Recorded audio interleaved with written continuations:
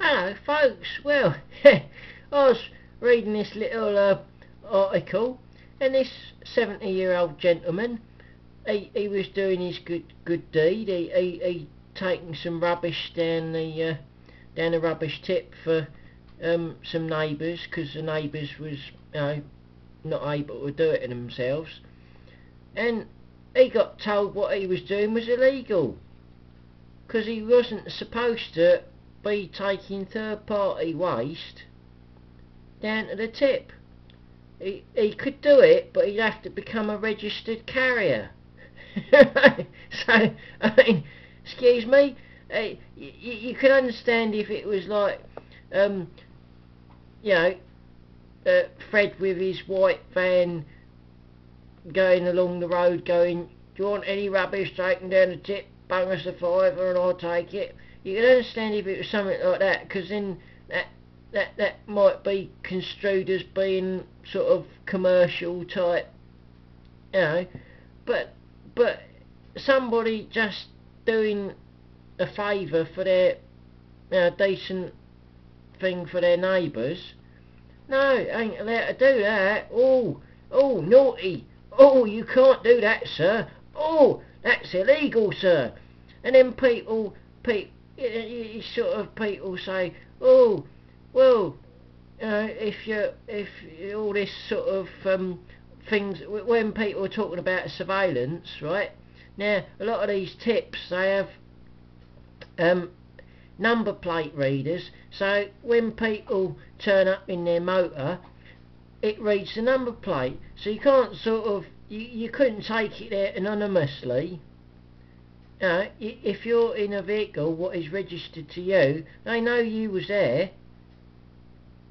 So all these people that say, oh, well, if you've got nothing to hide, you've got nothing to fear. If you're innocent, and you think, well, hold on a minute, that poor bloke was just doing a good deed, and he was doing something illegal. He didn't know it was illegal, I don't suppose. Well, he wouldn't have, would he? I mean, how would we know? There's so many regulations that these days, with all the surveillance and stuff, probably most people are contravening one or more regulations probably most days, and we don't even know it. So when people bang on about, well, what's wrong with all these cameras? What's wrong with all this surveillance? What's wrong with all these ID cards? There's an example of a poor bloke doing a good deed and getting slapped about a bit for it. Don't do that, you're naughty. But I mean, excuse me, but I think these people that think we should have ID cards and we should have cameras on every blooming, it's sort of literally a camera following every person around, pretty much, isn't it? I mean, it's getting that way, and all this sort of stuff. I think people need to take a look. Just read all the thousands and thousands of regulations.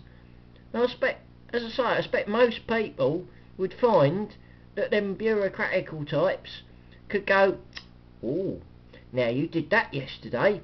Now, oh, that's naughty. And the day before you did, well, that's a bit questionable, bit borderline, because paragraph 3, section 4 of the rules and regulations pertaining to.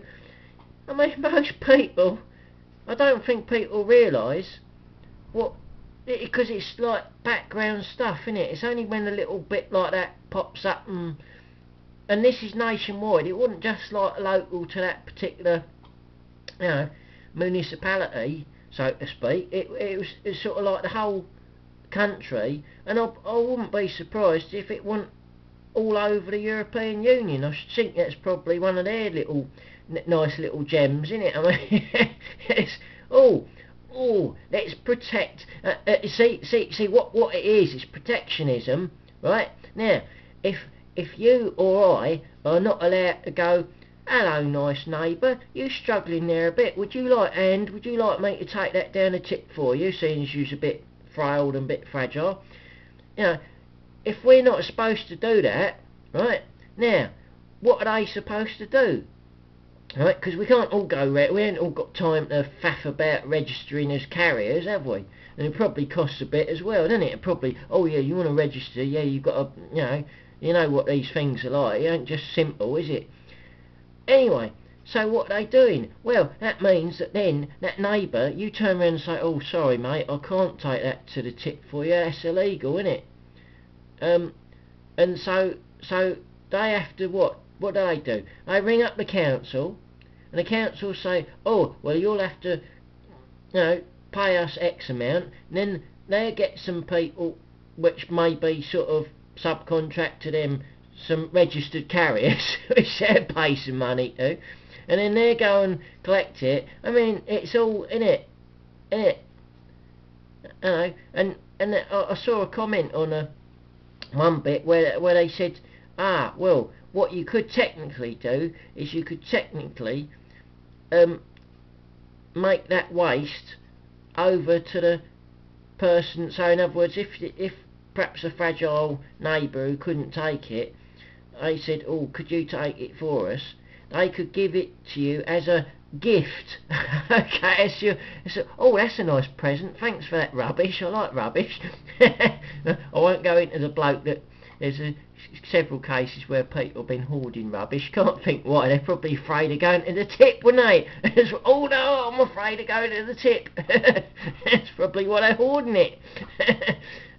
Anyway, but no, it could be made over as gift. But then you can see where this is going, can't you? You'll have a waste quota, won't you? You know, the more waste you take to a tip, because they'll tie it in within all the eco stuff with your carbon footprint, won't they? Oh, you've made 10 visits to the tip this year, sir. Oh, sir, and you've been dumping all this stuff, sir. Oh, big carbon footprint, sir. Ching, ching, ching, ching. You know, the people what collects all this carbon trading stuff, ching ching, nice, thank you very much, nice little earner. But that's where it go next, isn't it? Because they've already got a number plate recognition stuff at a lot of these tips with the cameras and stuff. That's where it'll be going.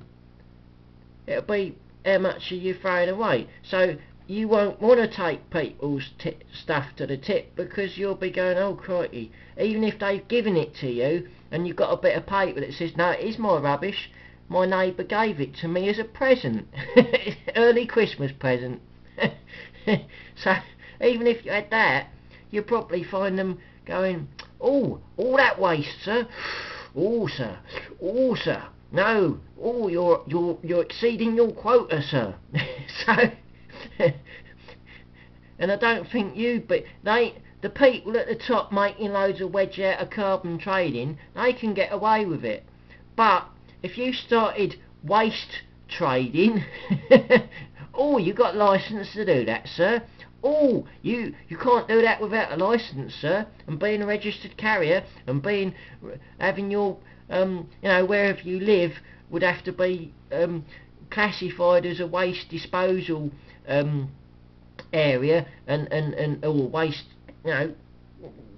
thingy area, and therefore will be subject to all these regulations. I mean, that's what they do, don't it? They tie it all up in regulations so that you can't engage in anything, so that only the big corporations, what are owned and controlled by some very people with plenty of wedge, only they can engage in those operations.